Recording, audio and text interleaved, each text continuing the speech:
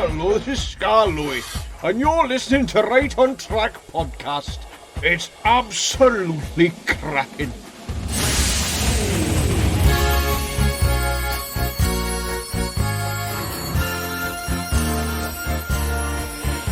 Greetings and welcome to episode 63 of Right on Track, the podcast that talks about everything Thomas the Tank Engine and railways. And in this instalment, we continue our dive into Series 8 of Thomas and Friends. James didn't want to pull trucks, so as he left, I'll go around the island showing off my coat of paint. That's a much better idea. Model Train Corner takes a look at a miniature J70. In the separately fitted bag, you get extra couplings and etched brass and photo etch pieces for markings of where which railway it's from, whether it be Wisbech, Chinupwell, or any of the other tramways across England. And Loco Nation heads to the little Welsh railway that could. We start in Talyllyn Wharf, which is a nice little seaside town on the northwest coast of Wales. And then at the 7.25 mile post is Nant Gwernol.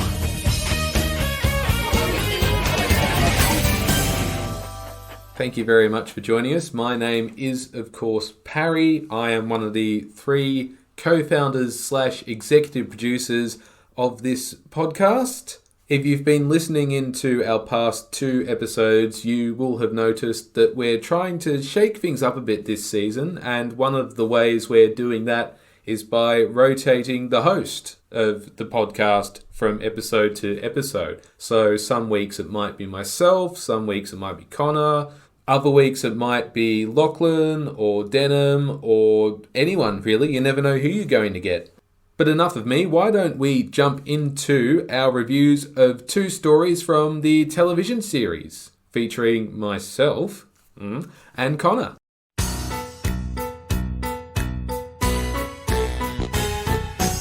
Hey Parry, how are you going? I'm doing very well, Connor. It's so good to be back on the podcast. I am back for this very episode to cover, what is it again, Connor? What are we covering today? Today we're covering James Gets a New Coat and Thomas Saves the Day. Okay. Thomas Saves the Day is a personal favourite of mine, but I'll touch on that when we get to it. Alright then, and in the meantime, why don't we jump straight into James Gets a New Coat? Aren't I a beautiful red? He asked the others. No wonder the Fat Controller thinks I'm special. But Percy was worried. He wasn't being repainted, and he wasn't red. Does this mean the Fat Controller doesn't think I'm special? He asked. Looking splendid is not the same as being really useful, said Thomas firmly. But best of all is being really useful and looking splendid, like me, said James cheerfully. Before Thomas could say anything else, James closed his eyes and fell happily asleep. Poor innocent Percy.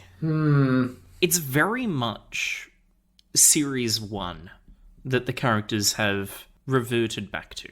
James is very vain. He sort of always is, but is extra vain this time. He's making fun of Percy in the process, because Percy and James always had a bit of a rivalry in Series 1, a slight one. No, not Series 1. I'd say more Series 2 that kicked in. Series 1, they're sort of... Well, I don't think they had any interaction in Series 1, apart from Percy making fun of James for running into the tar wagons.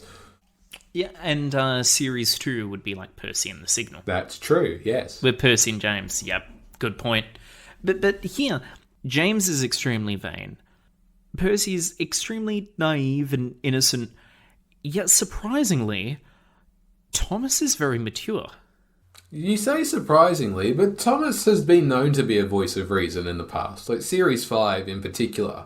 Yeah, Series 5, but in Series 5 as well, Percy is also a bit wiser, James is a bit wiser, everyone's a bit wiser. Aha, I'm with you. Yet in this scenario, everyone seems to have regressed back, except Thomas has kept his sort of Series 5 wisdom And here. then it changes again in future stories. So it just makes no sense. Exactly. I will say, though, similar to what happened in Percy's New Whistle, Thomas takes on sort of an older brother figure here. But not just to Percy, but to James as well, I guess. Yes, absolutely. So James gets a new coat by Abby Grant. Oh, really? Is that what the story's about? I never would James have has guessed. gotten a new coat. The end. And James absolutely loves it. He's showing off as always. He's then given a important job by Sir Topham Hatt to help Percy at the coaling yards to get some deliveries to Brendam Docks. However, James wants everyone to see him in his coat of paint. He goes by the canal looking at his reflection in the water. He goes to Wellsworth and sees Gordon there leaving with the express. He goes along the branch line Thomas tells him off until he eventually meets a very exhausted Percy at the coaling yards. After that, because James was so late, he had to take an extra long train of coal trucks, and due to trucks being trucks, he ended his journey at the docks covered from funnel to footplate in coal dust. And he got a new coat of coal dust. Yes. See, that's actually the new coat. It's not the first coat at the start of the story.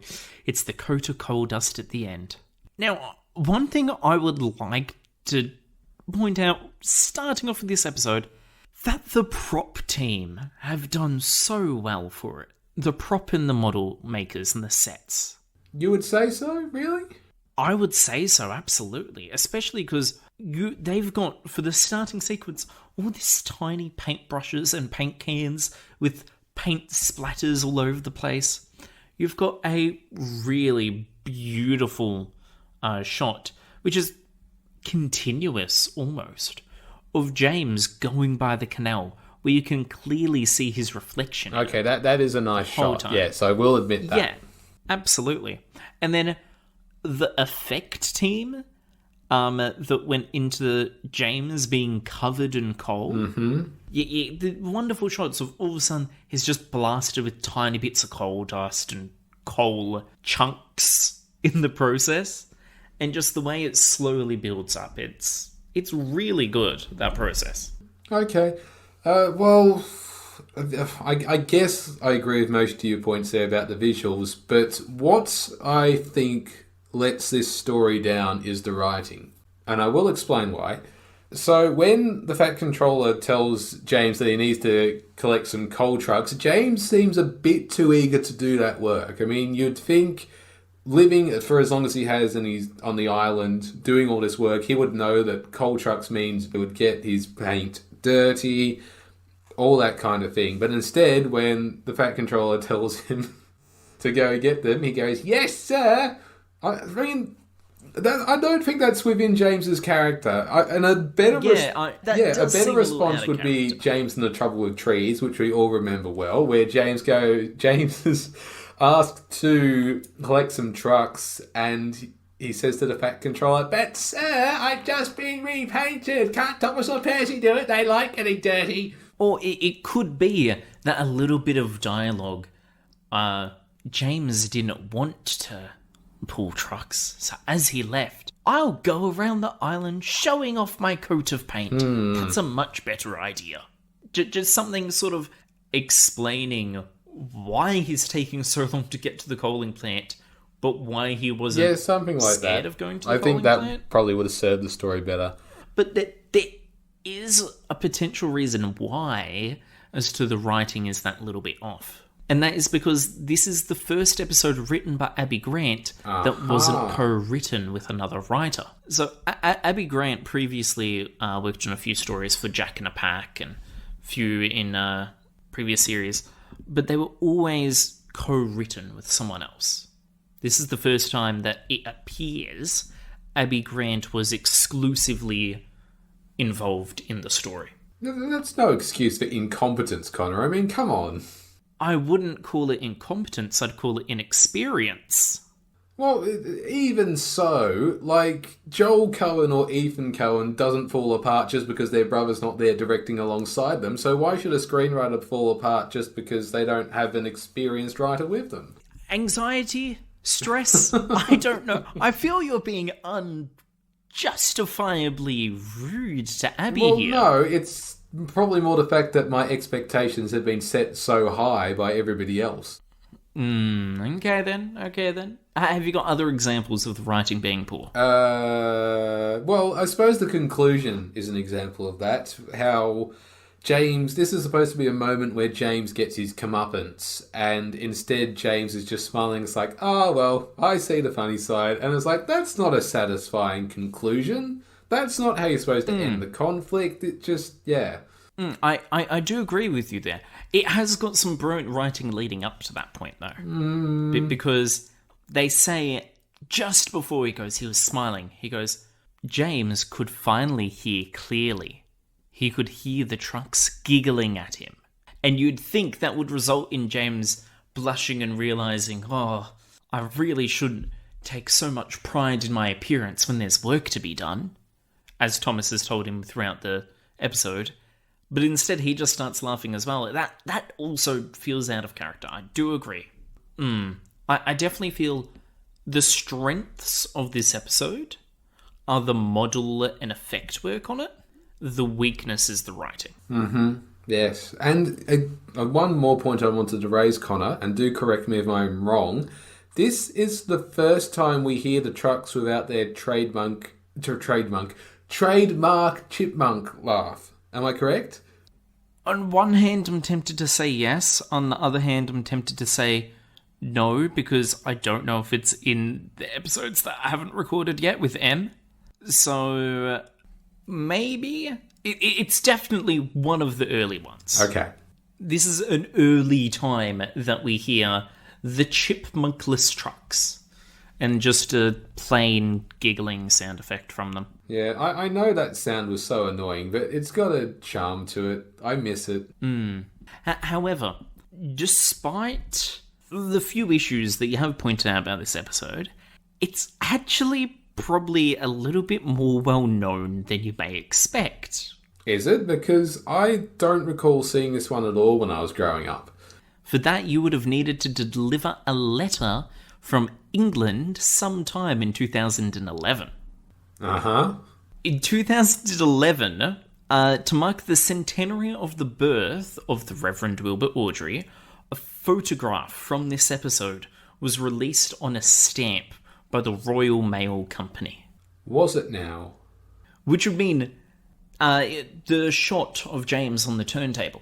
Which would mean that this episode has probably been seen by a lot more people that may have actually watched it. I think what you should be saying, Connor, is a still from this story was seen by a lot more people. Yeah, fair. It was a series of 6 postage stamps released by Royal Mail.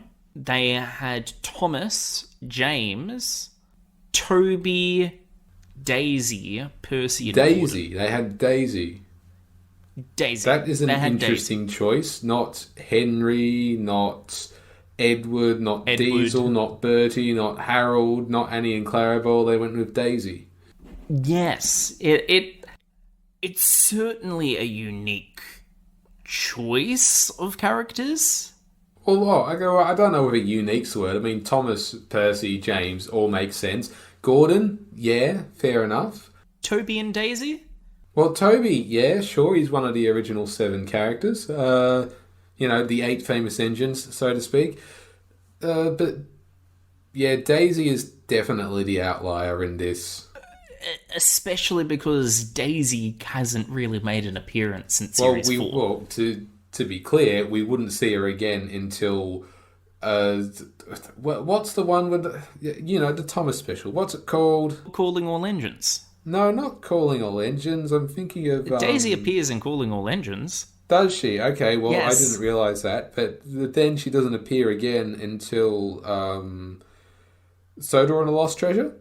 Legend of the Lost Treasure? Oh, What's it called? Sodor's Legend of the Lost Treasure, yes. Well, I think I'm truly revealing here my ignorance beyond Series 7. I will say, one thing that I do appreciate with the postage stamps released by Royal Mail is because, of course, they each have the price on each of the stamps. So Gordon is £1.10, Toby's £1. On the note of Toby, though, who was on one of the stamps, a deleted scene also shows Toby in this episode. Whereabouts would we have found Toby had he not have been deleted, Connor? Somewhere along the branch line with Thomas. Aha. Which would make sense. However, it almost looks like that Toby's gonna talk in the deleted scene, but we don't know what Toby says, and I really do want to know. But there's something else about this episode.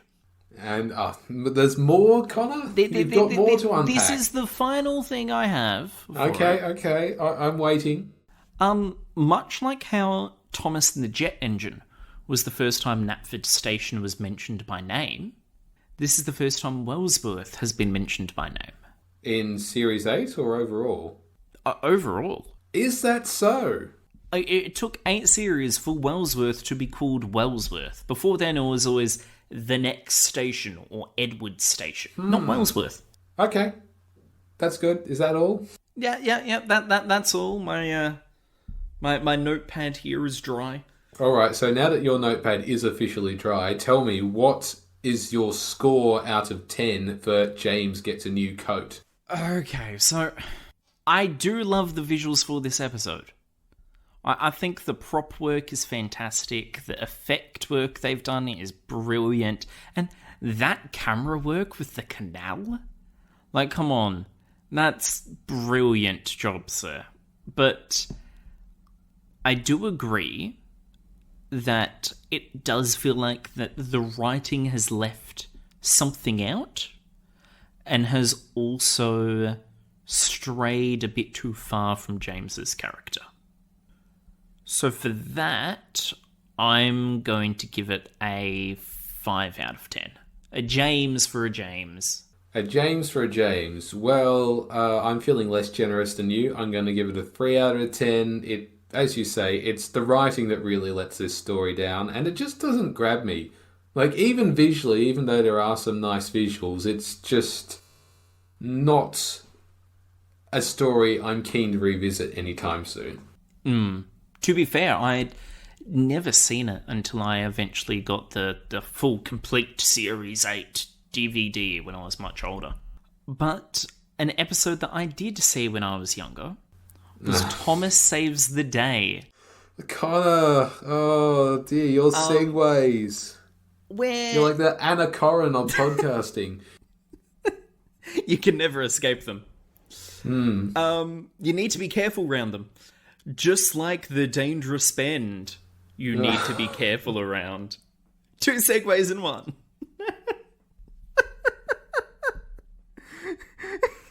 All right, but let's just play the clip.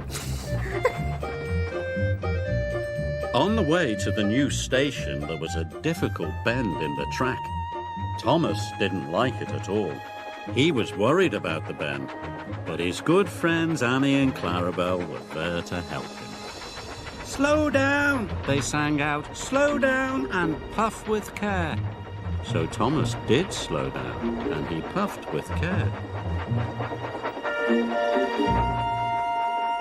"Thank you," Thomas puffed to Annie and Clarabelle. "I couldn't have done it without you."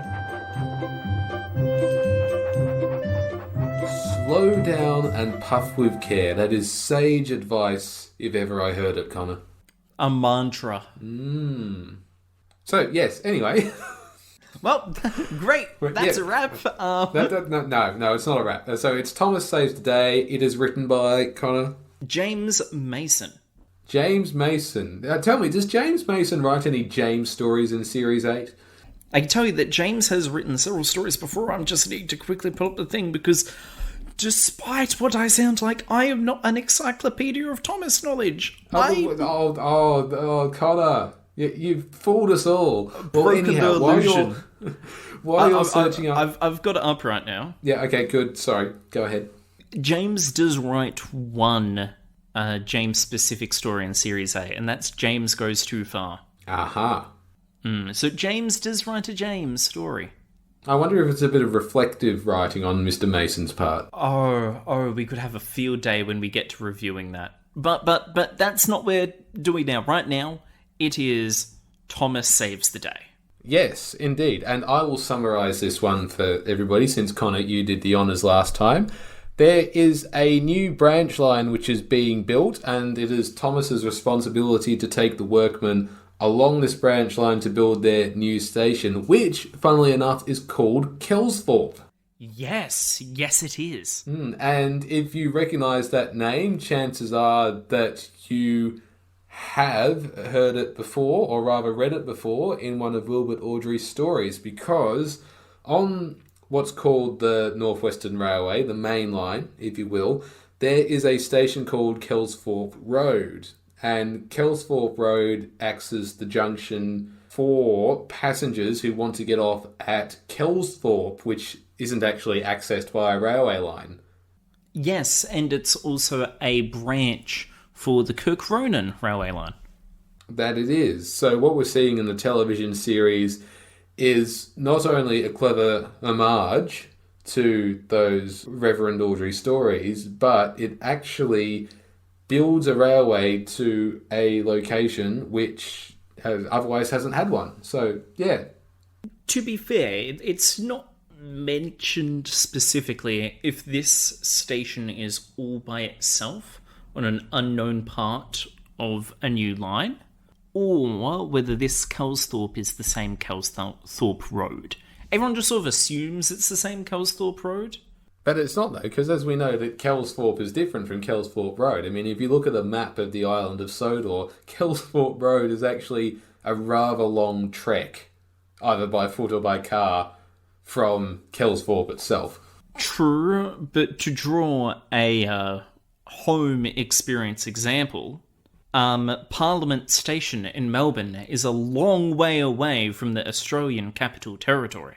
No, because it's referring to the state parliament. Yes, and Connor, on Exhibition Street. And Kelsthorpe and Kelsthorpe Road are referring to the old Sudrian story Thorkel of Norwich, who fought with Godred Crovan on opposite sides at the Battle of Stamford Bridge in 1066, and the Kelson family of Thorkel. So they're named after Thorkel of Norwich and his Kelson family. That's where the Kelsthorpe comes from. There can be two Kelsthorpes. Do you know how many Londons there are? How many Parrys there are?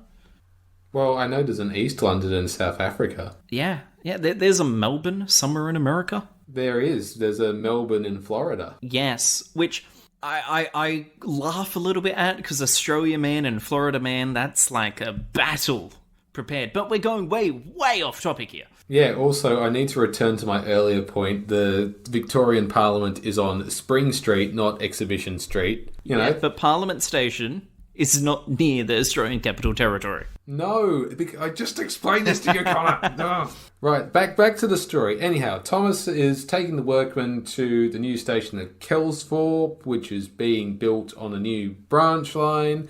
And he comes to this very difficult bend, and it's Annie and Clarabelle who help him to navigate it. And when Thomas gets to the station on this particular day, he is told by Sir Topham Hatt that Annie and Clarabelle need to go to the workshops. Why they need to go to the workshops, it isn't said, but I can only assume it's general maintenance. Yeah, getting the seats reupholstered, maybe a new lick of paint. Potentially, yes. Scrubbing off like the permanent marker that the kids have written on the walls. Because those kids on Sodor, they're just absolute ferals. They threw stones at Henry. Oh, that's true, actually. And they did break up the display at Marthwaite Station, where they had to be cornered by a ram. That is true. Uh-huh. Okay. As I was saying, though, But returning now to the story summary, as enjoyable as that tangent was, Thomas uses a new set of coaches, but because he's too busy thinking about the difficult bend, he forgets to slow down and he ends up having an accident. Which is no good. Luckily, no one is hurt. Mm-hmm. Yes. However, it is quite a serious-looking accident. It is. Yeah, it's so serious, in fact, that the coaches need to be taken away. Thomas is fine. He's able to be put back on the tracks, but the coaches, no more. Would like to note, it is made clear in the story that these coaches are empty. Yes. That Thomas is going to pick up the workmen, and there are no workmen inside the carriages during the accident. That is correct. So I don't know how the workmen are going to get home now, whether someone else came along with another train. But anyhow, as Thomas is leaving the scene of the accident, which is healthily being cleared up by Harvey, he spots a line of runaway flatbeds, which were coupled to Edward, and Thomas says, well, I'd better get back to the station and warn everybody, but there's an issue, Connor. Can you guess what it is? Well, I'm going to assume it's going to relate to the issue that has been hinted throughout the entire episode. Yes, it is. Well done, Connor. Very smart, very observant of you. It's the dangerous bend. Yes, it is. And so when Thomas gets to the dangerous bend, he slows down and he puffs with care, navigates it very carefully, but somehow the flatbeds don't slow down and just speed on through. So then it's up to Thomas to speed off to Kelsthorpe Station, warn the signalman, and then we divert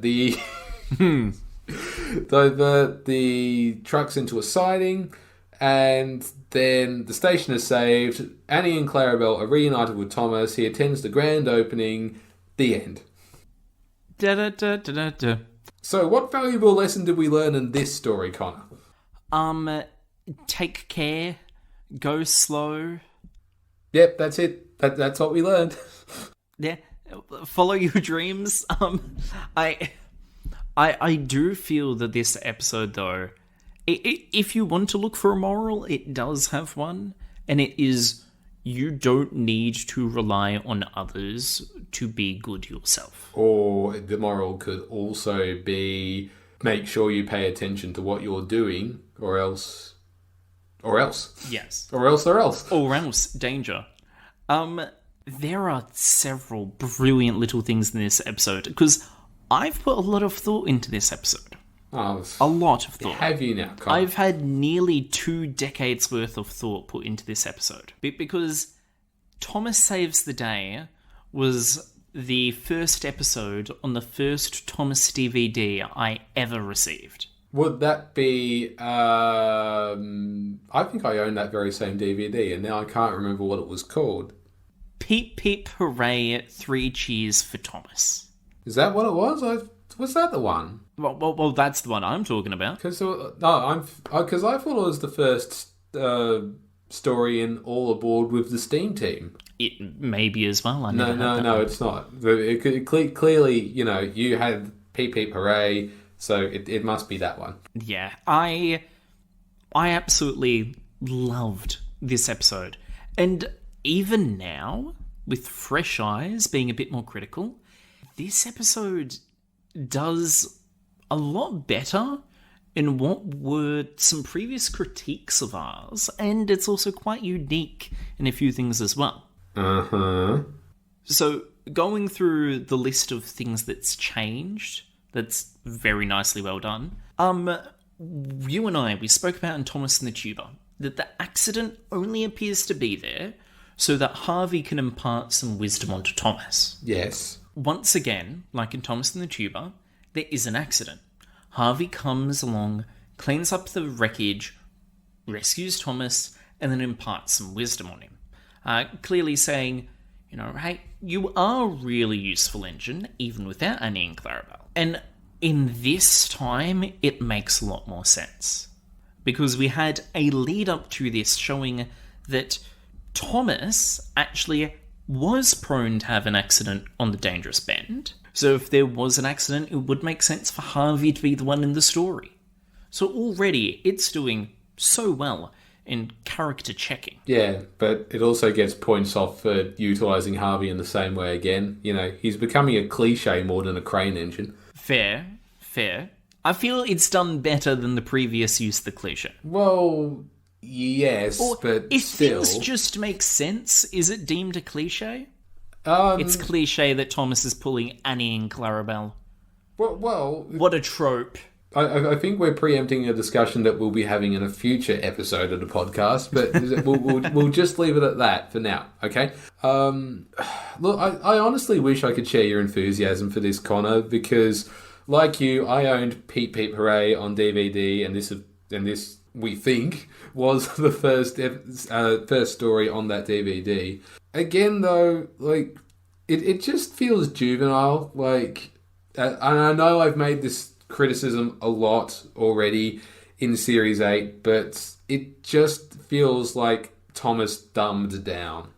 And you know, at the age when I first saw this story, at the age I am now, it just feels like it's talking down to me. There's no sense of maturity or growth in Thomas's character or anything like that. So I think it's juvenile. Which is where my major critique for this episode lies as well. Good. Thank you. I'm glad I'm not alone in thinking this. Because throughout the entirety of Series 8 and all of the stories, Thomas's maturity fluctuates. As we mentioned in James Gets a New Coat, he's very much an older brother figure. He's a lot wiser. He knows what to do. In Thomas Saves the Day, he's really naive, young, and innocent. Thomas and the Tuba, naive and innocent. Percy's New Whistle, older brother figure. We seem to be stuck in some flux state where it's only when we observe Thomas's maturity level do we find where it lies. We're in a limbo-like state of no man's land. It's a quantum superposition of Thomas's behaviour. But I don't like it. I don't like how they utilise Thomas that way, though. I think they should just give him a personality and stick with it. If you need another personality, use another character. Yes. Wait, what? No. I mean, I do agree. Now, what this episode does really well, though, is the actual climax of it, the runaway. You may feel the thing of, okay, slow down on the dangerous bend is a little bit condescending, or if I'm directing it, condescending. But this climax, we haven't had anything quite like it before. Yeah, I guess you could say that. Because we've had runaway trains before, whether it's Gordon about to crash into a station, whether it's Percy chasing after some trucks, or probably the accident this is closest to is that in A Close Shave, where Edward is pulling some trucks up a hill, they break away from him, and then the trucks roll down, and it is up to an engine, Duck, to save the day. However, in this situation, no one is in immediate known danger. There's no engine in line of the trucks that we know are there. It's not Thomas is moving in front of the flatbeds to try and slow them down, but it is Thomas going, oh no, those trucks are going towards the station that is full of workers. And then it is now a race against himself and the runaway to try and get to the station first and give a warning. And whilst Robert Hartshorn's music it doesn't match, I feel, in many times, that of Mike and Junior. I feel that runaway scene there is brilliant in how it is utilised. Okay, that's fair. But there is one issue with it. So what's it going to do when it gets to the station? Because the railway line going through the station is being completed, right? And the workmen are all at work on the buildings, on the platform. So are they in any immediate danger? Wouldn't the trucks just fly straight through and that's it? To be fair, yes. However, probably that would be the first point that you could stop the runaway trucks. Okay. Not necessarily a thing of, oh no, they're going to hit the station, but that's bad. Probably should stop it before it gets out of hand. And when they do crash, it's brilliant. We already saw a use of an air cannon in this episode as it flung foliage everywhere as Thomas crashed. But this time, when the trucks hit the buffers, not only do they fly and flip in the air with their cargo, but like one of the flatbed trucks actually snaps in half. One of its bogies flies that way, another one of its bogies flies another way. It is a genuine bit of destruction. It is honestly quite mesmerising and entertaining. I will give it that. And then the story just sort of ends. Well, it doesn't really just end. It's a rather satisfying conclusion. It's that Thomas is reunited, as I said, with Annie and Clarabelle, and then they arrive at the station for the opening, and the Fat Controller says, "You saved my new station." Yeah. Just that ending doesn't do it for me. I need a little bit more. What were you expecting? Like fireworks? No, maybe a bit of confetti. But in actuality, I feel that I needed a bit of dialogue between Thomas, Annie, and Clarabelle at the dangerous bend. Where he reassures them, don't worry, I've got this. That's true, yes. So Annie and Clarabelle, of course, was a big... it was really a spark for the conflict, wasn't it? So shouldn't they tie it all together again by having a conversation at the end? But I really feel that maybe I'm just looking at it through rose-tinted glasses. As you always do. I try to avoid it. I try to. However, I feel that this episode's definitely on the better end of that of Series 8. Okay. It's got a railway series location being reintroduced. It's got a very unique kind of climax, and it's got 2 brilliant crashes in it.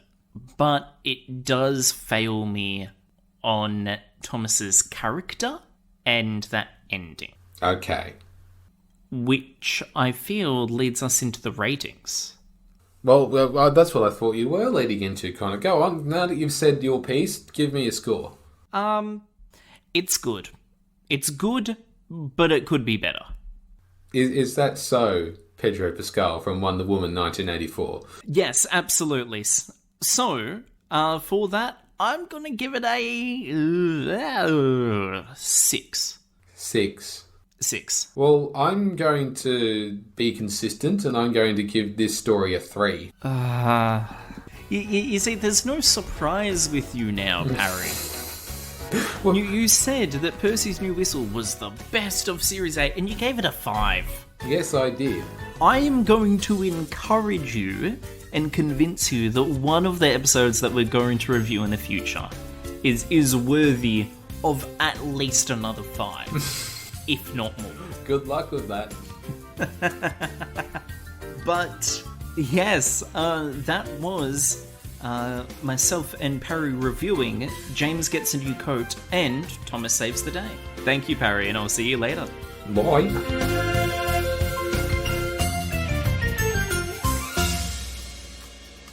Hi, I'm Ken Bianco Jr. from Train World, where we have the greatest selection of model trains and train sets. We also are proud to carry Bachmann's full line of Thomas & Friends products. With a large variety of different brands and scales, we have the best items for your model train collection. You can find Train World on Facebook, YouTube, Twitter, and Instagram, where you can see our latest products and even be invited to all our events like Thomas Tuesdays. Visit trainworld.com today to find your next addition to your model railroad journey. And thank you very much to Master Connor Jonas for joining me in the episode reviews. Coming up next is Tom Denham's new segment, Loco Nation. Well, it's not really new. He's been doing it the past 2 episodes, but you get where I'm coming from. It's new to Right on Track. And in here, he and special guest Luke Ryan are going to be taking a deep dive into the Talyllyn Railway, which served as inspiration for another little railway on the island of Sodor. Let's start with the most logical place to start. You're a volunteer at the Talyllyn Railway. How long have you been a volunteer for? Yeah, so I started volunteering at the Talyllyn in 2017, which is probably about 5 years now, which I've only just realised it's 5 years. Getting the railway bug is one thing. Is this what initially got you into volunteering here? The initial step for me, well, my volunteering kind of started not at the Talyllyn. It was quite a while before that. It would have been 2014, back at my local line, which is a small standard gauge railway, the Ribble Steam Railway, just helping about because it was my local railway and I really wanted to help, just because I've always had a love for steam since I was very young.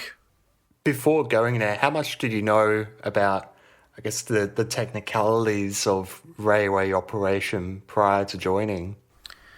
Before I started volunteering, I'd like to say I'd like to say I knew a few of the basics. I'd like to say I knew the kind of like the fundamentals of how a steam engine moved. I couldn't tell you precisely, but I knew the kind of like the basics behind it and some general stuff. But, you know, since starting volunteering, you know, you need to have a full grasp of those things, depending on what you're doing, of course. If you're not working with the steam locos, you don't need to know how they work. But, you know, the more you get involved with them, like over time, the more you become attuned to just exactly how each part works. And it's amazing just to be able to work with these machines, these brilliant machines, and probably learn them inside out.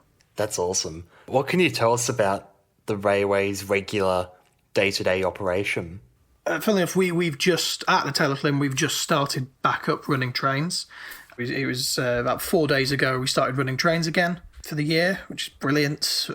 Day-to-day operation, it all depends on the season. Like at the minute, we have 2 trains out on the line, so we can provide 3 departures from Talyllyn Wharf, which is the station at the bottom of the line. At the minute, there's a 10 o'clock, 11:45, and this is embarrassing, I forgot what the last train is.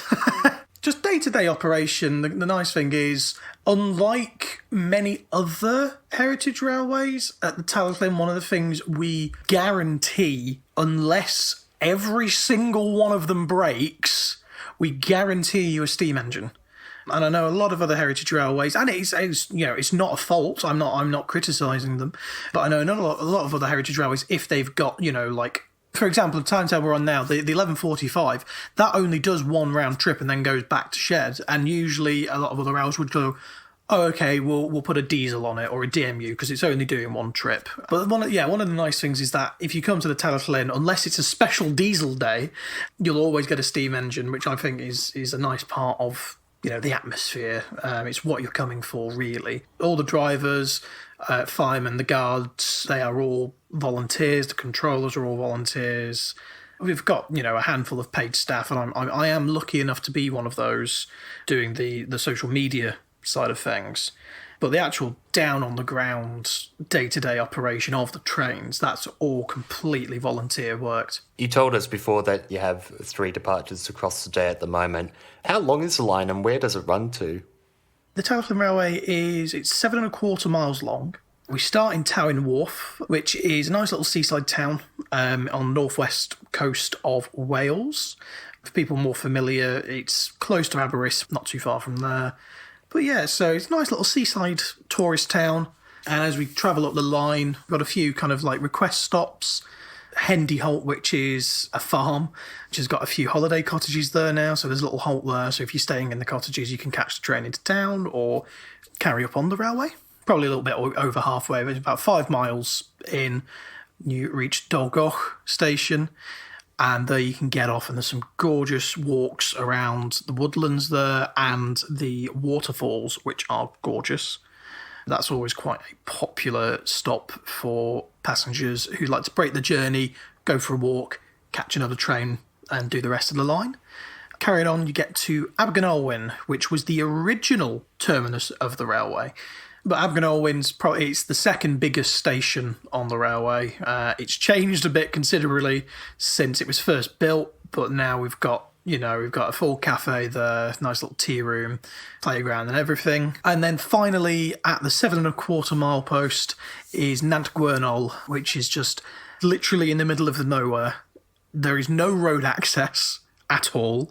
The only way you can get to that station is by walking through the woodlands and you can also from there walk up to the old quarry, which once was served by the railway. Sometimes those are the best stations, so far removed from, I guess, any civilization. It kind of makes it feel otherworldly to an extent. Yeah, no, absolutely. One of my favourites is Rapido, which is one of the request stops, but it's probably the most used request stop because it is quite far removed from anything when you're actually at the station. There's a couple of houses nearby, but it's very rural, and there's a caravan park and camping site. So that's quite nice, and you do get quite a lot of people who stay at the campsite are members of the railway, which means if you join the railway as a member, you're entitled to free travel for the year. So we get a lot of people who stay at the campsite members. So Rapido's usually known as the members station. If you see people on the platform in your garden, you usually go out with a bundle of the members tickets ready. Yeah, I've seen photos of the station that you're talking about, and I love the very old and authentic stone building kind of design there. I saw slate. Yeah. And that's one of the railway's big industries as well, or it used to be one of the railway's big industries. Yeah, well, it's the same for basically across pretty much nearly all of Wales narrow gauge railways. It was to serve the slate industry, yeah. So when the Talyllyn Railway was built, it was built to serve the Brynegloes slate quarry, which is near Abergynolwyn.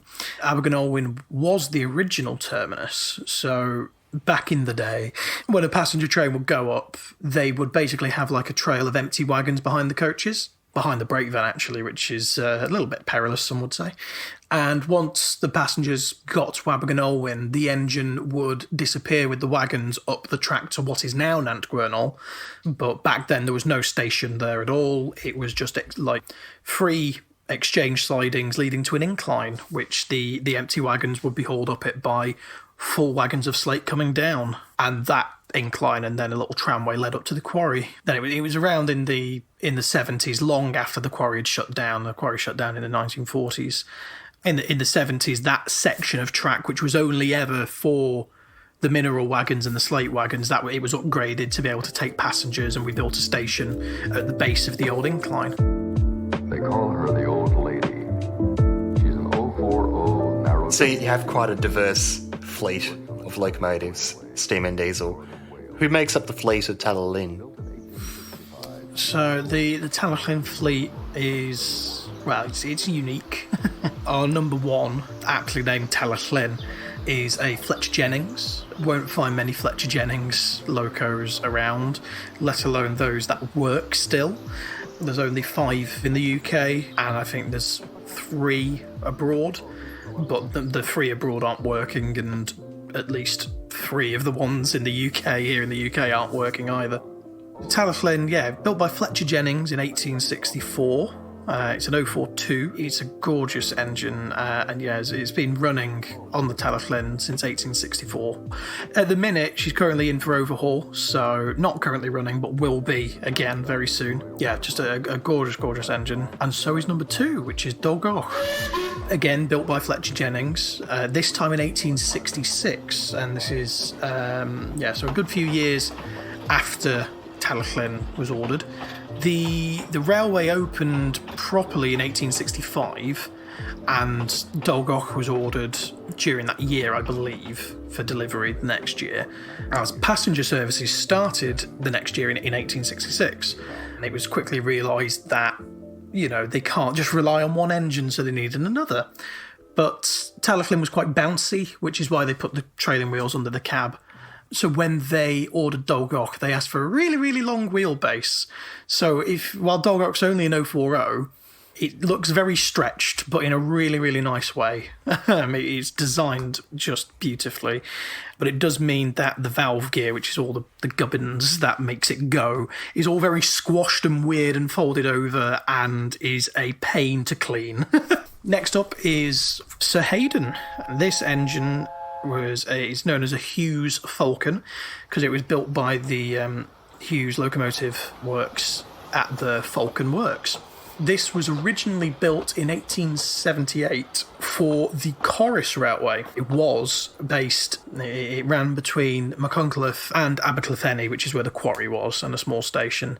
Yeah, that line, much like the Talyllyn, was 2 foot 3 inch gauge, which is, the distance between the two rails.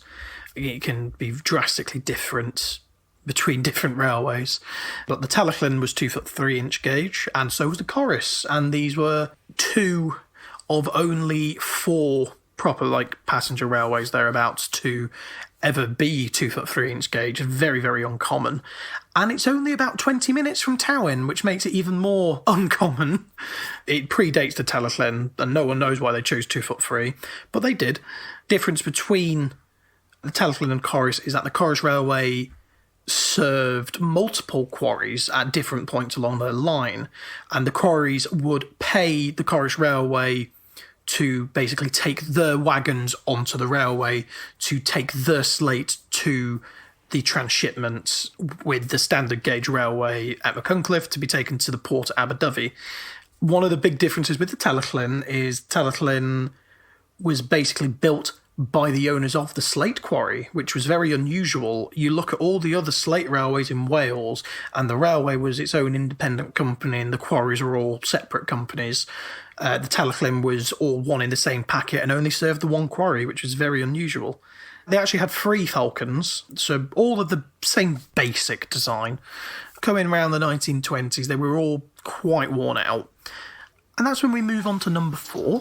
This is Edward Thomas, which is built by Kerr Stewart in 1921, known as a tattoo class. I've no idea why they called it a tattoo class. I just know they did.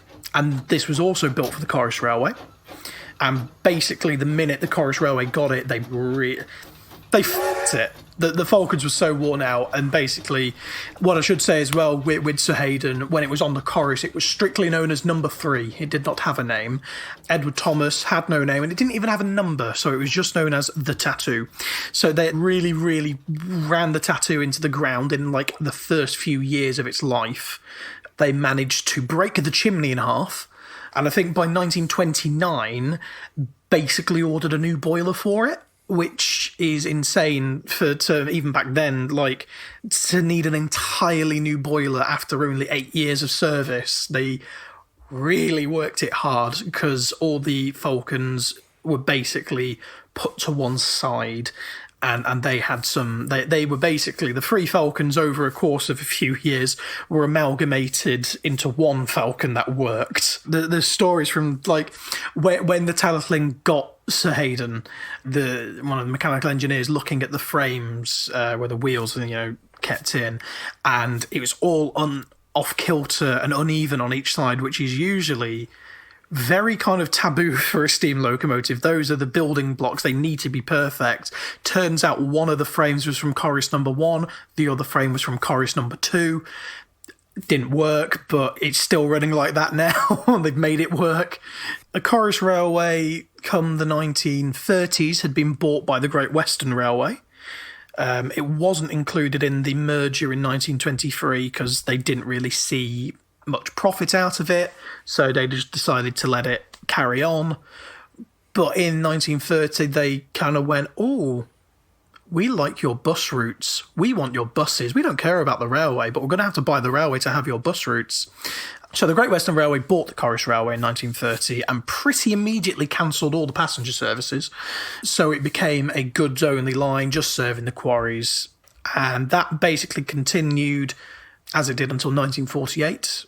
And as the big 4 companies in the UK, which was the Great Western Railway, the London Midland and Scottish Railway, the Southern Railway, and the London North Eastern Railway, they were all, after the war, amalgamated by the government into one company, which was run by the government, called British Railways. and the chorus was included in that. The two engines, number 3, and the tattoo. By this point, the Great Western gave the tattoo a number. It was number 4. So number 3 and number 4 were basically sheeted up at Machynlleth because there was a bit of a landslip that needed to be fixed. And then in August 1948, the bridge over the River Dovey collapsed, the railway bridge collapsed, and British Railways just went, nah, we're closing it. They saw no point in fixing it. It was cheaper and easier for them to just shut the entire railway. But thankfully, because of that, and a very, very kind station master at Machynlleth, who, whenever he knew there was an inspector coming around, would make sure some wagons were obscuring the two engines that were sheeted up. He'd make sure they were always out of sight, so the inspector wouldn't go, oh, those need to be scrapped. Because he knew the Talyllyn Railway was just over the hills. And in 1951, after the Talyllyn Railway Preservation Society, so that's us, the volunteers, after we had taken over the railway and became the world's first preserved railway, the Talyllyn bought the two engines from British Railways for, at the time, apparently £25 each. That's insane. It's still cheap, but I think it's like 700 and something in modern money, but that's still amazing for a steam engine.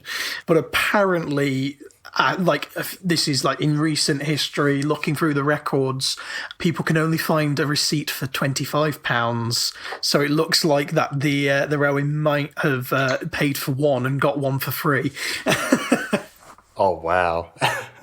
So that's how number 3 and number 4 came to the Talyllyn. Now, something a bit different. Number 5 is Midlander. And as contrary to the others, Midlander's a diesel engine. And a really, really nice one at that.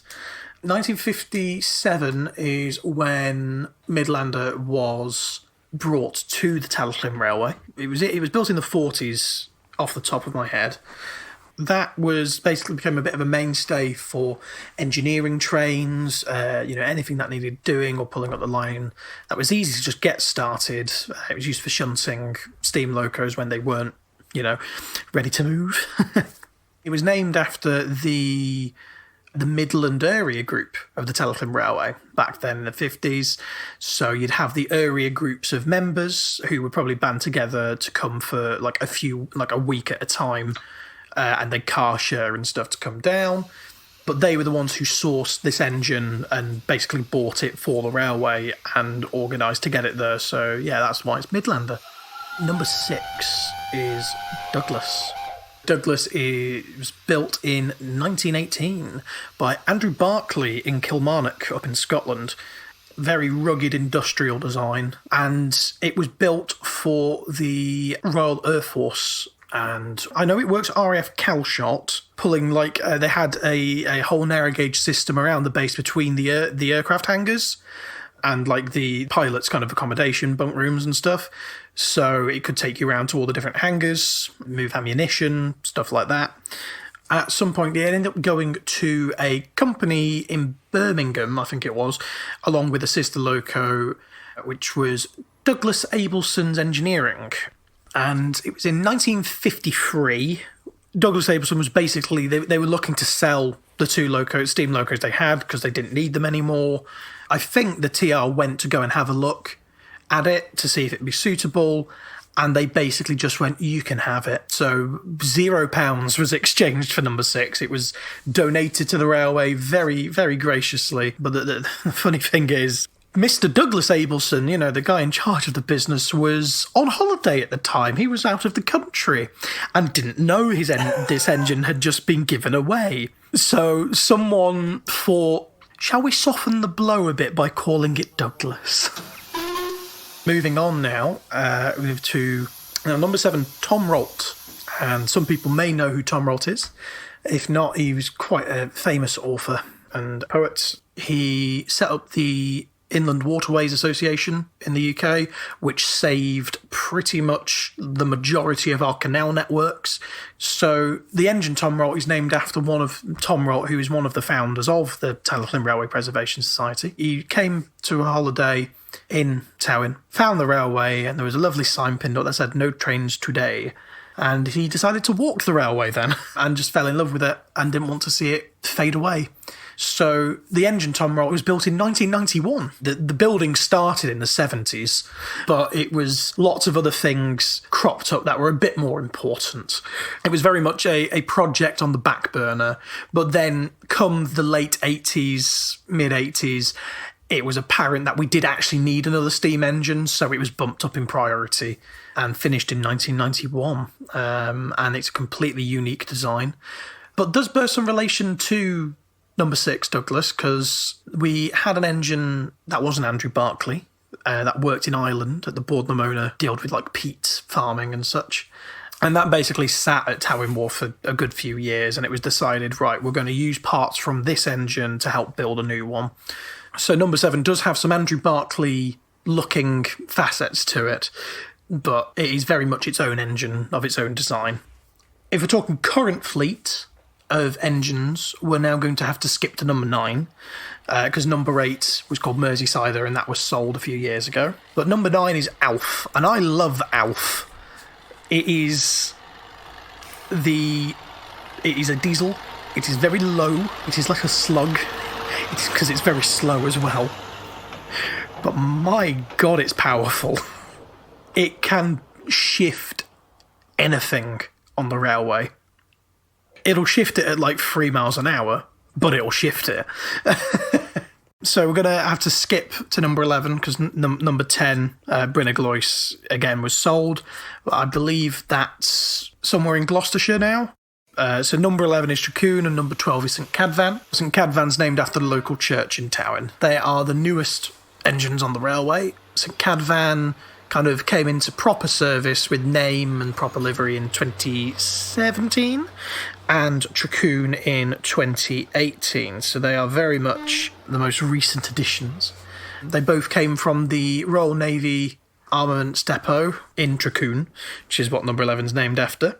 They were built probably I think it was in the 80s, and they were mainly used at the RNAD bases for shifting ammunition and all that top secret stuff that we weren't allowed to talk about for quite a while. So the eagle-eyed listener would hear certain nuances to the Railway series and the Audrey universe. Where do the links fall in with the Talyllyn Railway? The Talyllyn's links to the Audrey phenomenon date back to 1951.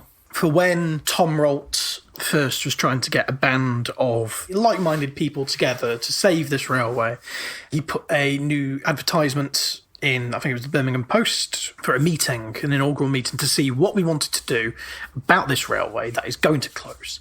And Wilbert saw that. And that was his first kind of exposure to the Talyllyn. I don't believe he attended the meeting, but he did sign up as a member pretty snappy. He was member number 79. For reference, my membership number's in like the 3000s now, probably more than that actually. He couldn't make it in that year as he'd already booked his family holiday to a little place near the Wisbeach and Upwell tramway. And if he hadn't gone on that holiday and gone to the Talyllyn instead, we might not have had Toby. Christopher, Veronica, Hilary and Margaret, which is the whole family, they went to Talyllyn in 1952. On the first day, Wilbert and Christopher went for a walk of the railway while they were handed oil cans and told to walk up to Riddiron and oiling the fish plates. So that was their first day. And I think on Wilbert's second day, he was handed a pair of flags, pointed to the guard's van and said, "Go on, you're doing that. We do train people properly now." It was a bit laxer in the 50s. And yeah, so he very quickly became a volunteer. He did plate laying, as I said, the fish plate oiling, guarding, booking clerk, bit of everything. And then, as do many of us, he fell in love with the Talyllyn. He had some eventful volunteering stints, such as leaving the lovely refreshment lady behind at the top station. The funny thing is that if you go and read the story, it's like, oh, who did it? The guard didn't know, the driver didn't know, Peter Sam didn't know. When in reality, it was Wilbur. It was your fault. No, I just find it funny how he tries to shirk the blame. Once he'd started volunteering, he just really, really loved the railway, and I believe someone approached him from the railway. It might have been Tom Rolt, asking, because the Railway series had been going for about 7 years at this point. asked, is there any way you could include the Talyllyn in your books, get the word out there? And he was very happy to. His publishers and editor, however, were not. When he first pitched the idea, they were quite... His editor specifically was quite unconvinced from moving away from the established cast and the setting of Sodor that they just properly established. He felt, well, we've just established this now, we probably shouldn't move away from Sodor to another railway entirely. So it took Wilbert until 1955 to finally get a book published which had the Talyllyn in it, but not quite as the Talyllyn. The way to get around his editor's concerns was to make a sister railway to the Talyllyn, which was on Sodor. And, he was saying, we can use the established cast to introduce it. So you have the first story in the book, which is 4 Little Engines. You have Edward there to introduce us to Skarloey. So you've got a familiar face from the other stories to lead into this new railway and new setting. Entirely, it was based on the Talyllyn and his own experiences there.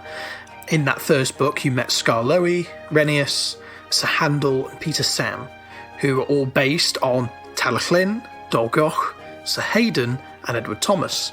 And like I say, all the stories that were in that book were either anecdotes that Wilbert had heard from other people on the railway, or like Peter Sam and the Refreshment Lady, something that happened to him. It was a real hit. We did some looking into the historical records, actually. And in 1955, passenger numbers were starting to drop.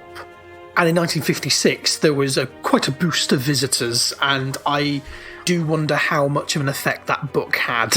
The relationship with Audrey doesn't end there. Obviously, there were numerous other books within the Railway series that introduced characters like Rusty and Duncan and later Ivo Hugh, but the relationship was there. If I'm correct, in Audrey's will, he left a large amount of his possessions to the railway, is that correct? When he passed away, the contents of his house, which was actually named Sodor, basically it was donated to the railway. In the early 2000s, we were having a big rebuilding of Wharf Station, including a new museum, and a corner of the museum was dedicated to recreating a portion of Wilbert's study. The inside of it was built to match as close as possible. We have his original desk, a bit of the carpet, a rug, his chair, the typewriter he wrote quite a few of the books on, and a lot of his work after the series as well. A lovely 3D kind of relief map of the island of Sodor, which was made in 1951 when he first started to properly plan out the locations and the history, and his model railway, the Farquhar branch, which is based on Thomas's branch line. It must be quite a coup to not only see these items up close, but to be able to handle them. And obviously you've had a lot of involvement with the operation of one of Audrey's original layouts. What's that feeling like? Pinch me, I still think I'm dreaming.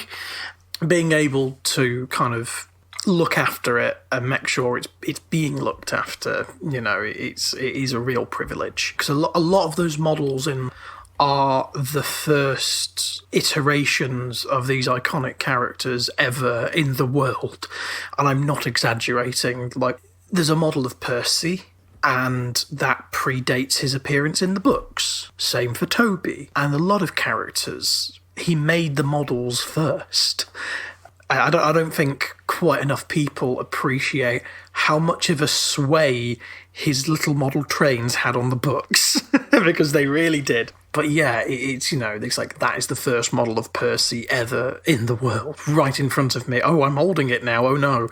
Being able to get the layout out for special events and actually operate it to the very strict timetable, because there is one, and it's fantastic that there is one. It's very prototypical to how a railway would be run.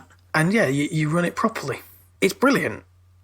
And it's nice to keep these things going, because I don't think Wilbert would think 20-odd years after he's passed that it would still be running. But I would like to think he'd be glad it is.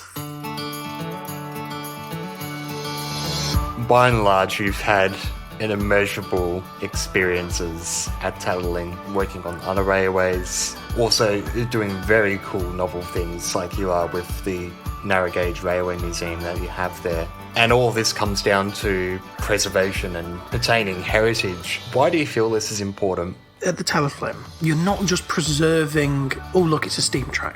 Yes, you are preserving it. You're preserving this wonderful steam engine, you're keeping it going. But in doing that, you are preserving the skill of being a fireman, the skill of being a traditional guard, the skill of machining and using a lathe, all these what people would class as outdated skills. Even on like completely mundane side, you might not realise, we've got basically the internal telephone system is all still on old switchbacks and relays. We're preserving a whole phone system that just wouldn't be used as well. It extends beyond the railway, it's preserving the culture around it as well. And especially for small towns like Talyllyn, it's a massive draw for tourists. It's not just about the steam engine, it's keeping that history alive, being able to properly appreciate what we had and why we had it. Don't be afraid to ask to do it. It will lead to so many great things. You'll probably also make some of your best friends that you'll ever meet. I know at the Talyllyn at least there's a wonderful kind of social side to the volunteering as well, and you just meet the most wonderful people. But yeah, don't be afraid to get stuck in. Try something new, be a part of it, and keeping that heritage going. Thank you to Tom Denham and to Luke Ryan for that discussion about the Talyllyn Railway. I never know if I'm saying that correctly. I'm sure if I had our good friend Matthew Bellis on the podcast, he'd give us a few pointers and probably put us all to shame. And now we have come to my favourite segment here on the podcast. It is the song break, or musical interlude, as we've come to call it. In this episode, an artist who calls themselves Coca0415 has provided for us a little ditty which they call Diesel Spaghetti Western. Let's have a listen. This is Right on Track.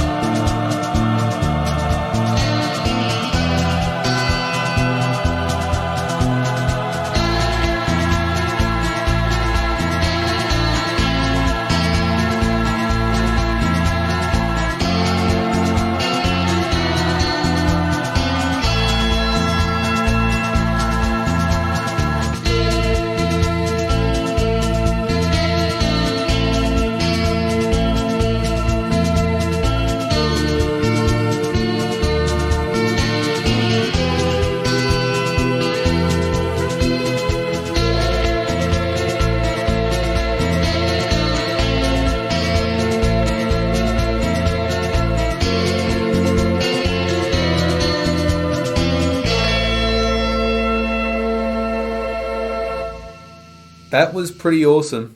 I don't know about you, but I've got a hankering to watch a Sergio Leone movie right about now.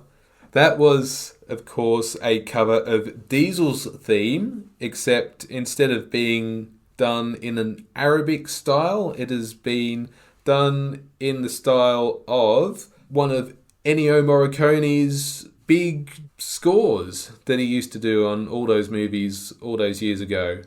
You know, the ones with Clint Eastwood and all that. Anyway, we are here to talk about railways, not to talk about classic Western movies, as much as I'd love to do that. We're heading into our final part of today's chapter, and it is Model Train Corner with Ballarat's own Lachlan Kyle, and he is talking about a J70. Let's have a listen.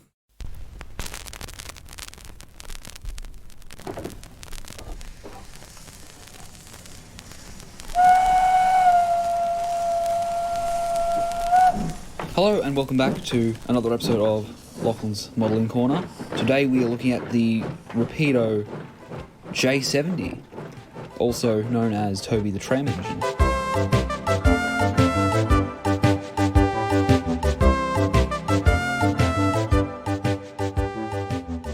So it's a very weighty model, especially in the bottom half. It's got a very heavy chassis, which probably gives it a lot of torque and pulling force. Most of the construction is plastic, besides the chassis, of course. The top half, where all the wood panelling is all just thin walls of plastic. All the windows are separately fitted. The spaces at the front for the firebox and smoke box are separately fitted. You can fit these windows either open or closed along the sort of railings that they have, I guess you could call them. The version I got was the locomotive with side skirts in the post-war livery, so instead of having LNER on the sort of side plate, it's just got the NE, and this one is number 8223. In the separately fitted bag, you get extra couplings and etched brass and photo etch pieces for markings of which railway it's from, whether it be Wisbech, Chinupwell, or any of the other tramways across England. It also has the builder's plate and I think a BR plate for depending on what version you get. People come to see Toby, and they come by bus and stare at him and laugh and say, "Oh, isn't he quaint? Oh, yes, isn't he quaint?" So going along the top of this model, we have the funnel, which has a spark arrestor on top, which is quite interesting. They have actually modelled a mesh piece, which looks like it's incredibly difficult because the holes in it are incredibly small. Just down from that, we have the bell, which unfortunately isn't in gold. It's moulded in grey as the same colour as the roof. And next to that, it's a diagonal pipe piece. I'm not exactly sure what it is, but Toby himself, he does have it on top of his roof. The fun thing about this as well is that it does have sprung buffers. You can remove the coupling from each end and you can replace those cow catchers with ones without the hole in it for the coupler to stick through. Another cool thing is as well is that you can take the side skirts off and it shows you the valve gear underneath, which is really neat.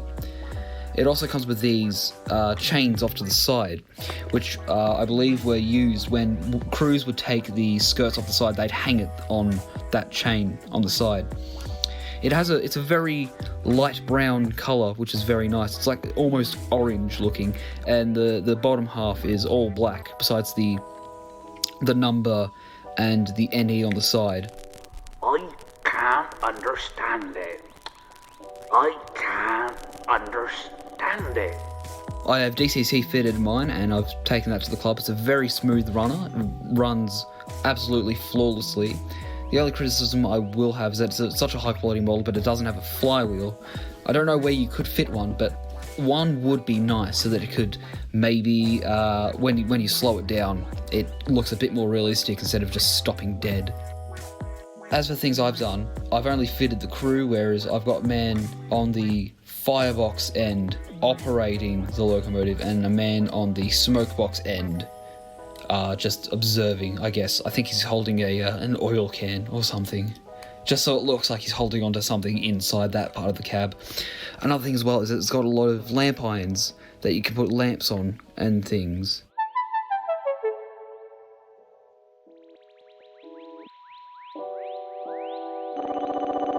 And I think that about does it for the Rapido J70.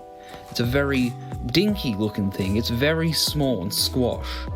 I highly recommend this, maybe even as a starter loco or even for the most experienced one. And here's the thing for all of you RWS fans out there, this would be perfect for a Railway Series Toby, and I'm definitely got my eyes on another one to paint up the skirts blue and all the corners and vertical pieces of wood in a beige colour. That's how I think I might do it. But there you go. I think that'll do it for the J70. I'll catch you guys next time. Wake up, Toby, me boy. Wake up and listen to this. It's a letter from the stout gentleman. Toby listened. But I mustn't tell you any more, or I will spoil the next story. Well, thank you, Lachlan, for another fantastic edition of Model Train Corner. And of course, my thanks also go out to Tom Denham and Luke Ryan for their chat about the Talyllyn Railway on Loco Nation. To Connor Jonas, my good friend, for joining me in reviewing Thomas Saves the Day and James Gets a New Coat. 2 stories from Series 8 of Thomas and Friends. And we've got to thank as well, of course, Coca0415. That is the end. I've been Parry. We hope you can join us again for the next edition of Right on Track. You've been listening to Right on Track. This podcast was hosted by Connor Jonas, Tom Parry, Lachlan Kyle, and Tom Denham. The audio producers for this podcast were Jason Evans, Harry Hughes, Ashley DeGroot, and Frederick French Prounce. The supervising producers are Connor Jonas and Tom Parry. The executive producer is Tom Denham. Visit rightontrackpodcast.org for more information plus bonus material, and be sure to follow us on social media. On Facebook at facebook.com/rightontrackthomaspodcast, on Twitter at OnTrackThomas, and Instagram at rightontrackpodcast.